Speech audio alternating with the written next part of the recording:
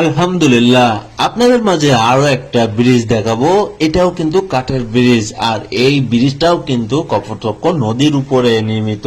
যে ব্রিজটা সংযোগ করেছে হাজার হাজার লক্ষ লক্ষ মানুষের যাতায়াতের জায়গাটা, অথচ এই জায়গায় এখনো ব্রিজ হয়নি। সেই ব্রিজটাই দেখানোর জন্য আপনাদের মাঝে তুলে ধরছি আজকের এই পর্বে। যশোর জেলার কেশবপুর থানার ত্রিমোহিনীর এই ব্রিজটি নির্মিত।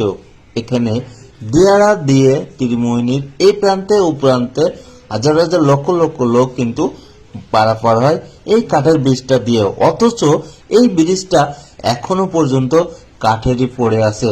এখানকার লোকজন অনেকবার দাবি করেছে, এখনো দাবি করে যাচ্ছে এই ব্রিজটা যেন কংক্রিটের হয়। এই যে ভাইকে দেখতে পারলেন, এই ভাই এবং আরো একজন আছে নিচে, তারা কিন্তু কচুরি সরাই দেওয়ার ব্যবস্থা করছে। আমার কোনো স্বার্থ নয়, আমি চাচ্ছি জনগণের সহযোগিতা করার জন্য, এবং এখানকার এই কাঠের ব্রিজটা যদি সরিয়ে ভালো একটা ব্রিজ করে দেয় কংক্রিটের, তাহলে কিন্তু কেমন হয়, ভালোই হয়, সবার উপকার হয়।